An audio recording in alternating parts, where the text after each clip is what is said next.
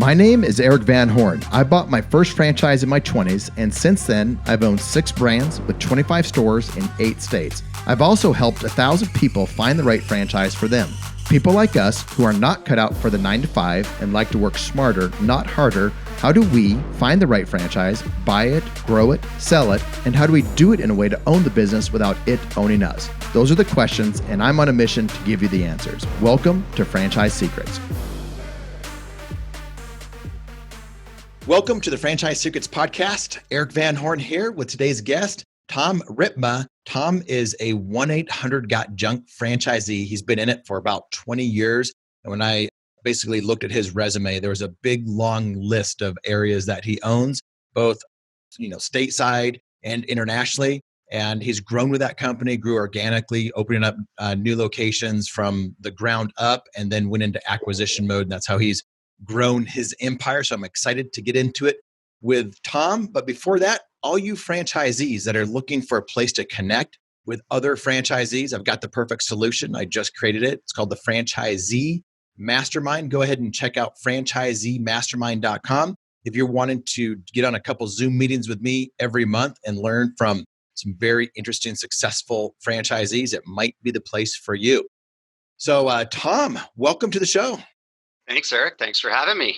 Happy to chat about all things franchising today. Oh man, I'm excited. I've been trying to get you on after Brian Scudamore, you're the founder and CEO of your franchise, was on my podcast. I'm like, he talked about some pretty big franchisees, and then I sent him an email and I'm like, who should I get on? And your name came over within a half a second.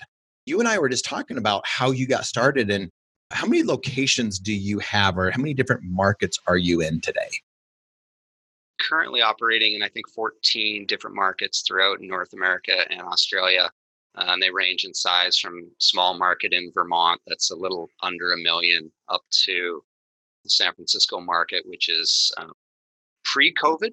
We 2020 budget of about 20 million. Overall sales, I was up there. Our budget this year is about 85 million.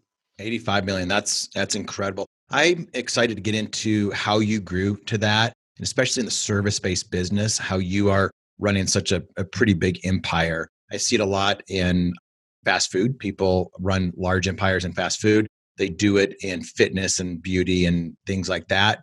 You're the first person that I've spoken with that has done it in service. But take us back to the beginning before we get into the details of that. How did you get started? Like, when did you first come across 1-800-GOT-JUNK? Yeah, I think like a lot of people, it was a very fortuitous introduction. I simply ran across a business publication at an airport. I was late for a flight and I bought a business magazine in Canada called Profit 100. And it showcased kind of growing profitable businesses in the country of Canada. And it listed 1-800-GOT-JUNK. I think it was like company 56. It didn't allude to the size of the company at all. I assumed it was a large enterprise. Anyways, the concept, the vision, the brand resonated with me quickly. And I just cold called them. I called up the company and said, can I talk to this Brian Scudamore guy? Little did I know there was only 4 or 5 employees in the company at the time. And they said, sure, here he is. And so Brian and I connected, and we shared a mutual belief in kind of the vision where the company would go. And within a week, we were meeting and had dinner. Originally, I put together a deal with Brian to open up a location in Calgary, Alberta. Mm-hmm. Through a series of, I would say, somewhat unfortunate events in my life, I had to back out of that deal. And I moved to San Francisco within a few months of backing away from that deal on a job promotion. I didn't mesh well with the US corporate culture of the job promotion. So I called Brian back up like half a year later and said, I'm in San Francisco now. Let's open up here. So that was my first location in San Francisco 20 years ago. Was that the first location in the United States? I think it was the 4th or 5th. Early on. We had just recently opened up in LA and I think Portland and maybe Minneapolis. San Francisco was 4 or 5 in the US, I believe. What was it? Because I mean, everyone looks back and they're like that. Yeah, that was a real smart move. But now they're looking at a brand in their country and it has 4 or 5 locations. It seems super early on, and they're really nervous about it. And it's the same thing that it was for you back then when you first got started. 1-800-GOT-JUNK was not what it is today. How concerned were you, and what made you eventually pull the trigger to get into an emerging brand like that? Yeah, it's a really interesting conversation. I mean, looking back on it, I think I was too naive to really recognize that the lack of a big footprint in this brand was a risk. For me, the vision was so strong that I automatically believed in Brian's vision that he'd crafted. And my very unsophisticated market study was simply going to a transfer station on a Saturday morning, and there was probably 100 cars in line, pickup trucks and cars to unload stuff at the transfer station. So I got out of my vehicle and I knocked on windows. I said, "Hey, if there was a service available to you that would come to your house and pick this up, couple clean cut professional guys, and do this for you, would you consider using that service?" And I would say 80% of the people said, "Yeah, I would absolutely use that service." Honestly, between Brian's vision and that little bit of market study and realizing there wasn't a dominant brand or a professional brand, I just had an unwavering belief that it would work. That's not to say it wasn't easy. All those first locations that opened up, I don't think any of them lasted more than a year or two. So it's your classic example of Hmm. it took a long, long time to make an overnight success, a lot of sweat and tears, and a lot of effort and a lot of hard work. But yeah, I think to your point, most of my family and friends thought I was insane to quit an upwardly mobile professional job to become a quote unquote garbage man. That's exactly it. And it's interesting as I look back, some of the things that I've done early on in franchising, and I still try to remember to do some of them today, is the unsophisticated market research and just actually talking to potential customers to see what their mindset is, what their behaviors are, and what they would do if presented with a situation where businesses are providing solutions to problems. So whatever their problem is, and you have a solution, what's their response to that? And do you ever look back and look at some of the unsophisticated stuff, and you still do some of that stuff today in your market or with employees or with customers? Yeah, I mean, I think there's no substitute for guerrilla style marketing. Simply talking to customers and getting your brand out there in some of the most inexpensive ways, sometimes are the most powerful. I feel like I was blessed that I didn't come into this with a business background or an MBA. I know a lot of franchisees I ran across over the years would fall prey to analysis paralysis. And if Hmm. they couldn't figure out a solution to a problem in their Excel spreadsheet, they just couldn't move Yep. forward. And because I wasn't beholden to any of that, I trusted the feedback from potential customers and from employees. And because I didn't have any money, so I worked in the trucks myself. Every day I could talk to customers. We could iterate the business. One of the things, although the brand had a very strong vision, because we were so new, we really didn't have a solid playbook yet. All the huge improvements that we made in the brand all came from people in the field working. Hmm. And, I think to your point, in service based businesses, especially businesses that aren't sexy, at least in the infancy, they don't attract a lot of really smart competitors because no one gets out of Harvard Business School and says, "I want to be a garbage man," or "I Yep. want to be a gutter cleaner," or "I'm going to clean windows," or go in a moving business. So you can get a really big first mover advantage if you make those smart moves and hard work early. And I was lucky that I was able to kind of take advantage of that. So, started your first location. You saw other people failing around you, or other franchisees that came into it at a certain point. I always think of the franchisee is the X factor. The franchisor can give you only do so much. They give you the playbook or the lack of the playbook.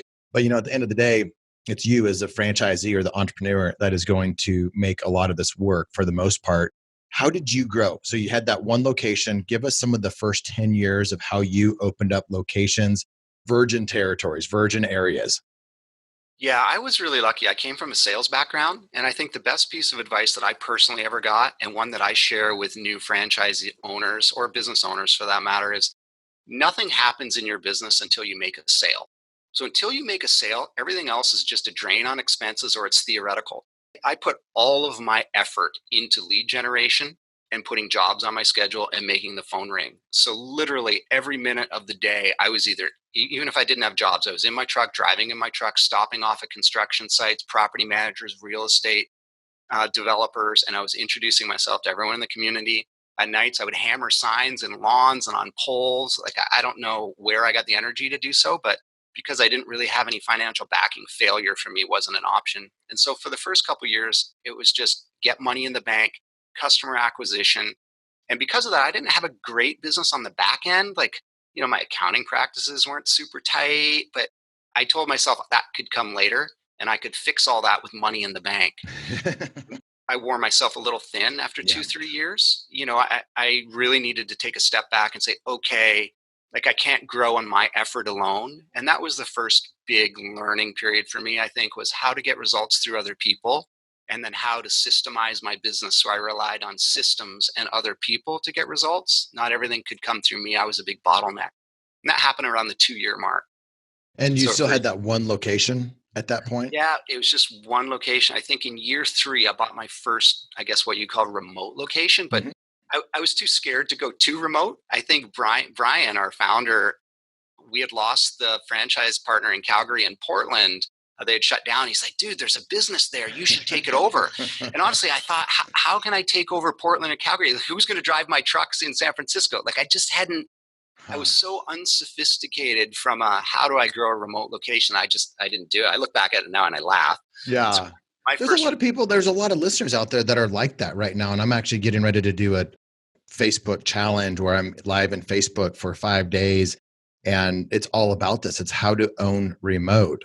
And it's how to take your business and remove yourself from your business. And a lot of people that I've been talking to have that same mental block that you have, and they don't have the systems and processes. And like for people like you and I, we look back in that and we're like, why this is an easy problem to solve, but they're really roadblocks to people being able to pull back in their business. And they think, well, my goal isn't just to work 5 hours a week, because it's called the 5 hour franchise challenge. And they said, my goal isn't to work just 5 hours a week, but you can't expand into other areas, into other systems or other brands or other markets if you are the bottleneck. And I yeah. think that's a real shift that people have issues with. So what was that shifted in your mindset? Was it you actually realizing that you were the bottleneck and then you put things in place to fix that? Or did you expand and were you forced to fix that? Yeah, great question. So, like I said, my first remote location I bought in Oakland, which is just across the water. Like Yeah. it's only a bridge away. So if I needed to be there in a day, I could. And so I think I earned some chops there. I Hmm. had to figure out some systems, put in place some checklists, create a dashboard so I could measure the business a little bit. And I ran that for 2 years. And then my first truly remote location, I flew to New York for a wedding anniversary. I'd never been to New York before. And it was the drive from JFK into Manhattan. And 1-800 Got Drunk hadn't expanded into New York. It was big and scary, and the Oh traffic yeah. and the mafia and the dumping. It won't work there. It's nuts. And I thought, this is crazy. Look at all these homes. And so in the back of the cab, I called one of the other top franchise partners. I said, we're buying New York. He's like, what? I'm like, we'll figure it out. And so I would say I was still relatively unsophisticated, but I took the same leap of faith that I used to purchase my first location for the New York location. I thought, we're smart. We know enough now to be somewhat dangerous. So Hmm. I had an unwavering belief that we would figure it out. And we did. It was virgin territory and it was New York. So it was scary. But now New York, I think this year is a $12 million budget for us. So Wow. What was the first thing that you put into place for your system? Did you make a strategic hire?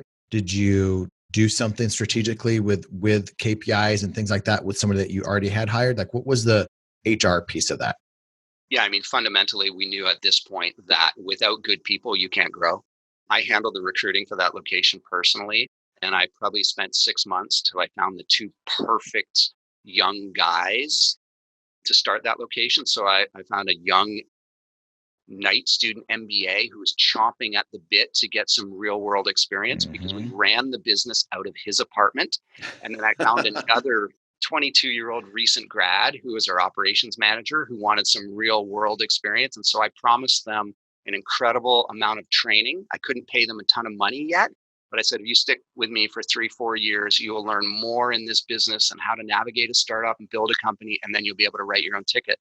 And both those guys now, the original GM is running a big trucking company, and the other operations manager is now he owns a Shack Shine franchise with O2E brands in New Jersey. So I would say we learned together, but we were able to build good coaching programs Hmm. and develop good dashboards and KPIs. And then we're in New York a lot. So then you did that with them. And when did you look for recent grads? Was that part of the avatar that you were looking for, or did that just happen to be who applied?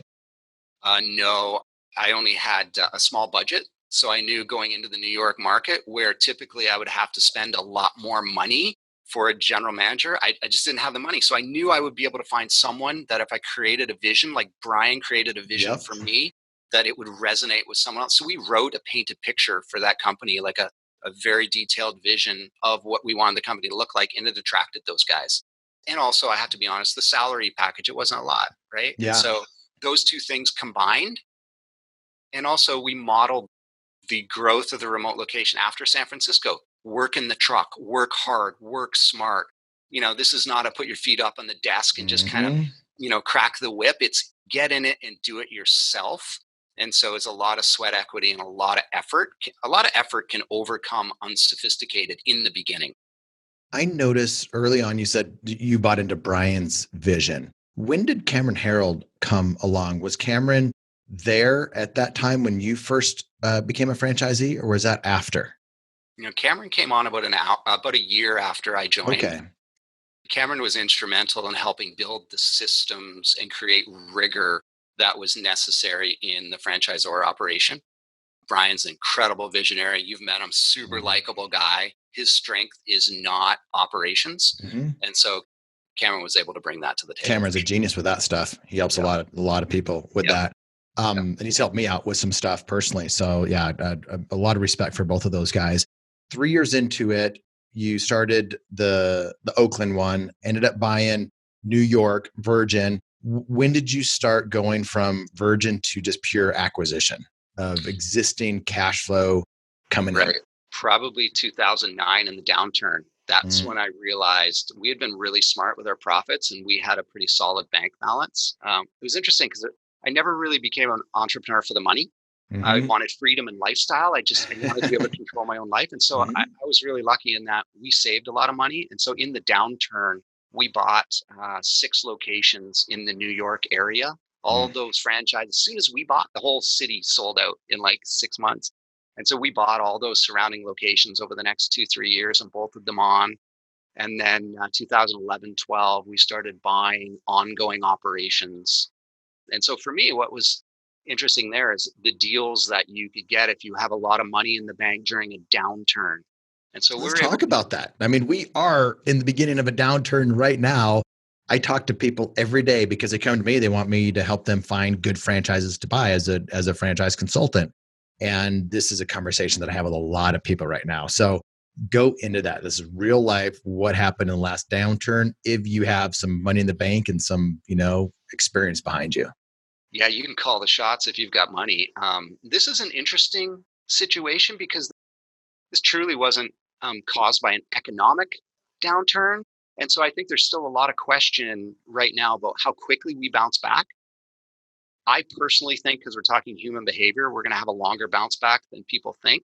So I don't know if there's a lot of deals currently right now, but I think 6 to 8 months from now, there's going to be a lot of deals. Unfortunately, there's going to be a lot of hardship caused on business owners. Mhm. Cash is king. And there's a lot of people that, through no fault of their own, or maybe in year 2, 3, or 4 of starting their journey, if that's the case, it's probably going to be very difficult for them. And there's going to be a lot of people thinking this entrepreneurial ride is not for me. I like the Yep. safety of a job. And they're, Exactly. Right now, there's certain deals, and the deals are emotional. It's not tied yeah, to a real thing going on in their business because we just don't know what's going to happen, right? There's so much unknown, but there's some deals out there, but it's all emotional because they don't want to deal with it anymore.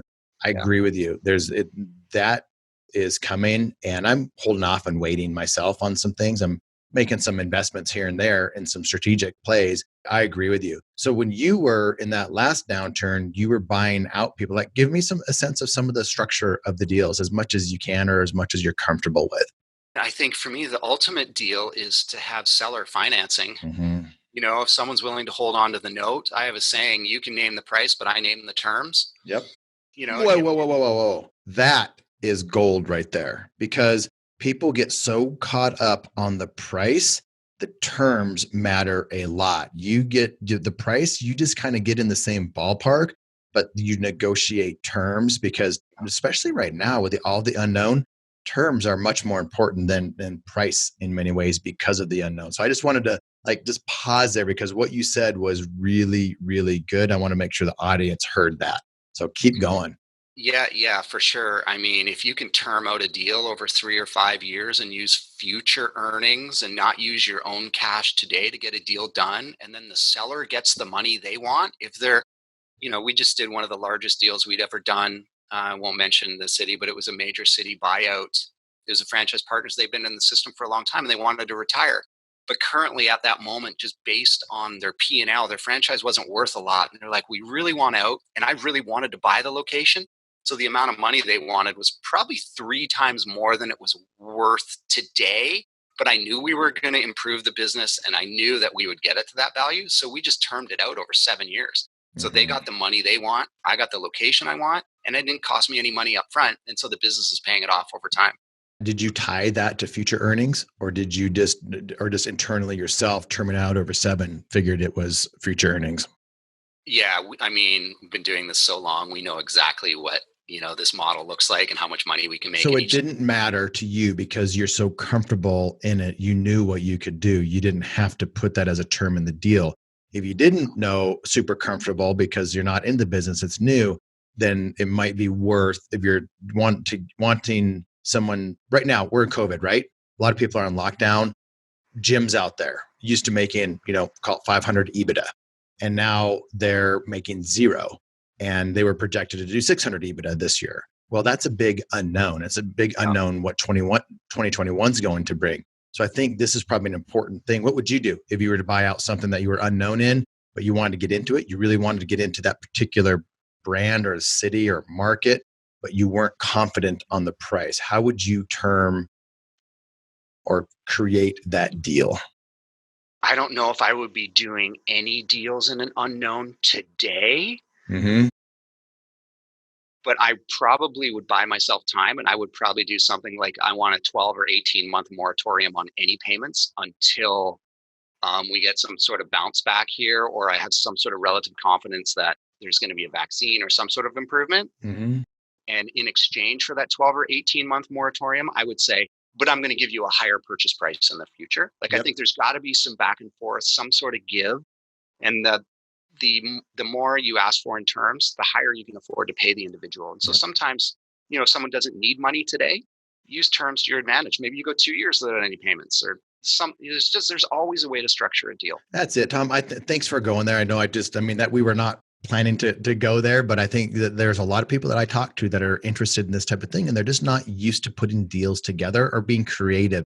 People like you and myself, I mean, we do this. It's easy for us to do that, especially in our businesses, the things that we know really well. So I wanted to give just some creativity to the listeners out there that may not be thinking along those lines. So you are how many locations open up now? Did you say 14? Yeah, yeah. You forgot. You forget like I forget when you. Well, the way they consider what's a location, what's not, it's so different. But I think there's around 14 locations. Yeah, yeah. I wanted to talk well, let's get into the franchisee franchisor relationship. That's something that you've experienced. You grew with a young brand. You're still with them, which says a lot about you as a franchisee and them as a franchisor. Because to be in that relationship from the beginning for almost 20 years or around 20 years says a lot about both. I would love just to go in that direction. So wherever you want to take that conversation, I'm all ears. If a franchisee wants to make it to the top, they need to get to a position where the franchisor trusts them implicitly and you trust the franchisor and you're working together. You've got a common ground. Getting there, however, isn't easy. Oftentimes, the franchisor is a much more sophisticated business entity than the franchisee. And so franchisees need to work through a process. And I liken that process, I think it's very similar to a relationship of a child from birth through to when they move out of the home. When you're a young baby, your parents are everything to you. They're Mm-hmm. omnipotent. They solve all your problems. They're responsible for food, shelter, clothing. That's similar to the way a franchisee, when they first start, when they buy a franchise, they're like, oh, this is going to be great. Franchisor is going to do everything for me. It's going to be so simple. And then as you progress through that relationship with your parents, you get out of the house for the first time. You see how other families live. Maybe they eat different food, see different movies. You kind of like that. You're like, I want to Mm-hmm. start doing some of that stuff. As a teenager, you totally rebel against your parents. You think they don't know anything. Yep. Certainly your parents have probably told you, if you're living under our roof, you'll abide by our rules. You get a little older, move out of the house for the first time in college. You start to think, man, my parents actually kind of knew what they were talking about. They were just trying to keep me safe between the lines, don't get hurt kind of thing. And then, you're a little older, you move out of the home, you get your first job, and you realize as a teenager, you're pretty much just a jackass. You're a know-it-all, and your parents were probably right. Yep. And so that's kind of the franchisee franchisor Yeah. relationship. And it kind of goes through the evolution of you realizing that if you're going to succeed, it's entirely up to you. The franchisor, although they have a stake in the game, it's you and you alone that puts jobs on the schedule, right? It's you and you alone that gets up in the morning, does all the hard work. The franchise doesn't do that. Franchisor doesn't do that for you. And so when you get that realization that, hey, this is up to me and they're there to support me, and their playbook, their operations manual, their guidelines, they're there to protect the brand, to provide guidance from me. I think there's huge gains in the relationship. The problem happens, I think, with franchisees where it's not working for them. They think it's not working because of the playbook from the franchisor, and they start doing damaging things to the brand. Yep. I know on 1-800-GOT-JUNK, people are like, I don't like the brand colors. I don't like the uniforms. I don't like the way we price. I don't like the fact that when I'm on site, I can't do the windows or I can't do demolition. I want to change the size of my trucks. I'm taking cash off the side and I'm skimming from the franchisor. All these really damaging things to the brand, all these things take you away from that laser focus of doing one thing and one thing well. And so franchisees that are successful, they follow the playbook. They follow the brand. They get really, really good at it. They believe in the franchisor. And then because the franchisor trusts them, now the franchisor goes to the franchisee and iterates new things. They have pilot projects. They try new things. They kind of work and experiment together.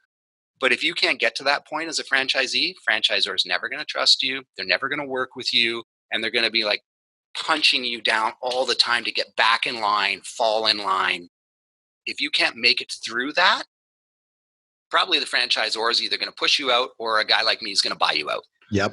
And it's interesting right now. I want to just go into not all franchisors are good franchisors. Not all parents are good parents. You don't really know that until, you're on the other side looking, or you experience it in a different brand. I've had some incredible franchisors that I did not appreciate as much as I should have. Getting out of the system, like, wow, this was really good. That was really good. There's always going to be that type of relationship until you come through it and you're both mature and you can start working through things together. And just like you said, you're in that we stage, and that's incredible. I just want to make that point. For some people, they are involved. They're good franchisees, but they're involved in an organization that is not super strong. And don't give up on franchising just because you're involved with the wrong franchisor. But I would say for the most part, franchisors are pretty good and they really have the franchisee's best interest in mind. And so speak to the franchisor for a second, Tom. The franchisor that believes they're a good franchisor, they may or may not be, who knows, but they believe that they are, and they want to be a better franchisor. What would you say to them about their franchisees to grow together? Yeah, I'm lucky. I come from a brand where I consider myself very lucky to have an excellent relationship with a franchisor. And I think the number one thing a franchisee and franchisor would want to do is create alignment. So what's good for the franchisor is good for the franchisee. And I think it's the franchisor's job to, one, create a vision that aligns everybody, but two, to support the franchisee. If the franchisee is successful, franchisor is successful. They're generally responsible for curating the customer experience, for protecting the brand in the field with the customers. And so franchisees, various levels of sophistication. So a good franchisor, I think, will create systems to support and develop your franchisees, whether it's develop a marketing plan, develop a financial competency plan, develop an operation plan, a training plan, a hiring plan, all the facets of the business. A good franchisor should have support and development for each one of those, because not every franchisee is good at everything. Yep. I still have a lot of weak holes in my game, and I can trust and lean on the franchisor and other franchisees for that matter to help me. So I think if a franchise provides support and coaching and development for their good, hungry, hardworking franchise partners, they're going to be in it for the long run. Those are the type of people that I have in my franchisee mastermind. The franchisee that you just described, what I found is you guys know each other with 1-800-GOT-JUNK. You know who each other are. but you might not know a lot of different ones. And that's why I created that mastermind. But talk just the importance of getting to be friends and adding value in relationships to your fellow franchisees who have that similar mindset. Like, how much has that helped you grow in your businesses? Yeah, I mean, this is the beauty of a franchise system. You're not alone. A lot of standalone businesses, if you're the owner, the CEO, you don't have a network of people beside you who understand your business. And so often you're on an island by yourself and it's scary. In franchising, the exact opposite is true. There's a whole host of people that are doing exactly what you do, and you're learning quicker, you're breaking stuff quicker. So you're fixing it, you're iterating, you're improving. It's really great. And so I think if someone was to say, what's the key to your success, Tom, there's a number of things, but number one would be commitment to learning and relationships. And I think in the franchise system, whether it's people in your own network or outside your own network, there's other people doing the same stuff you are day in, Mhm. day out. So hang out with those people, especially if you can hang out with people who are doing better than you. And this is the beautiful thing I think about franchising. Oftentimes, I think one of the biggest things that lead a franchise partner making that shift from I think I'm not succeeding because of the franchisor to them realizing it's because of them is they actually go visit a top performing franchise partner Mhm. and they realize that top performing franchise partner isn't really doing anything that's crazy sophisticated. He's just doing the little stuff really well every day. And all that little stuff adds up to big stuff over time, right? They're not like breaking the rule book to succeed. They're following the rule book to succeed. And I think, if you can create some sort of coalition with the top 5 or 6 or 7 or 10 franchise partners, get together twice a year. So I've got a group of guys, we get together every year, we go do an awesome vacation and we learn from each other. We're But always give me an talking. example of that. Where is the last one or two that you like? How many people went, and where did you go? Yeah, sure. So the first one we did, we started just with a fly fishing trip in Colorado. Next Ooh, one that we did sounds awesome. was awesome. We did 4 days. We did some rafting and fly fishing. We did a couple days just kind of sitting around meeting. And, we're meeting over wine or maybe tequila shots, but we're meeting and we're Hmm. having fun and we're learning. We went to Machu Picchu, which was fantastic. We did a 4-day hike in Italy, which was amazing. We did a hike in the Rocky Mountains in Canada. Last year, we did a fantastic hike along the Appalachian Trail. This year, we're supposed to go to Utah. But once a year, we get together and we just hang out. And there's a bunch of those things going on at 1-800 Got Junk at various franchise levels with peer groups. It's super valuable. That's awesome. I mean, I created that peer group of franchisees, but franchisees should be creating their own peer group in their franchise, in addition to doing other things. Because where else do you learn? So you got this fantastic peer group there. I know Brian's involved with other things. Like, do you have other peer groups or other networks that you're a part of that you learn from? Yeah, I joined EO, which is entrepreneurial Hmm. organization, when I was in my early 30s. The minute my business got to $1 million, I joined EO, and I was probably the smallest. My business was the smallest in our entire EO group in San Francisco, and I was in EO for 7 or 8 years. Single-handedly, the most important thing I did for my business and myself personally, being really unsophisticated from business. My father was a school teacher. My mom was a stay-at-home mom, and I grew up in a really small town. Success to me was the pharmacist in town.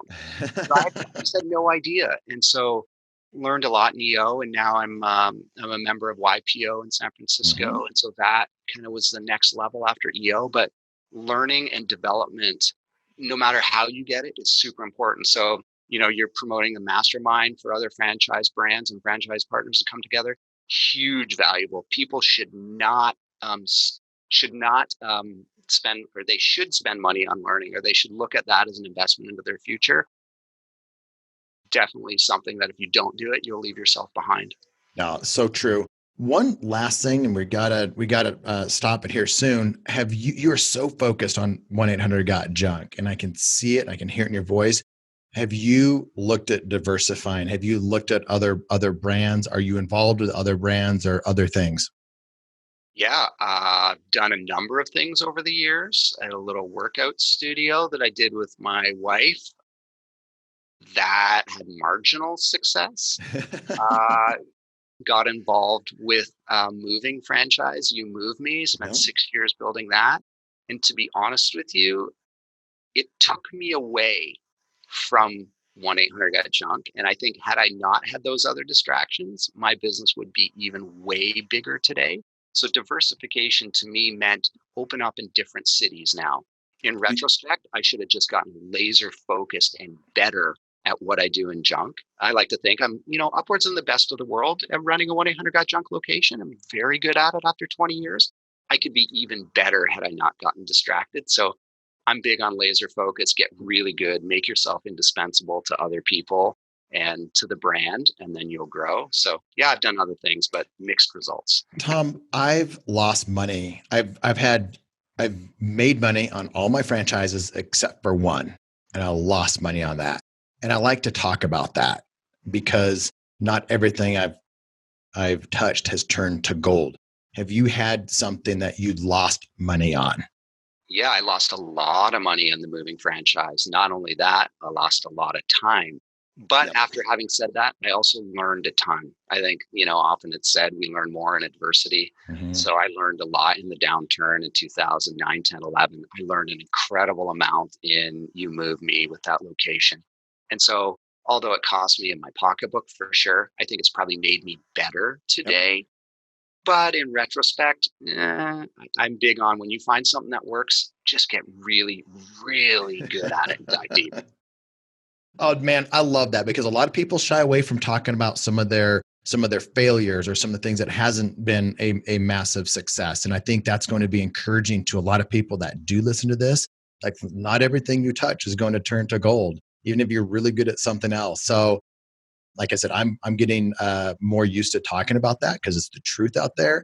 I appreciate you doing that. And I learned a ton from my failure as well. And so I appreciate you sharing that. And I appreciate you coming on and being such a large franchisee in the service-based space. And congrats on all of your success.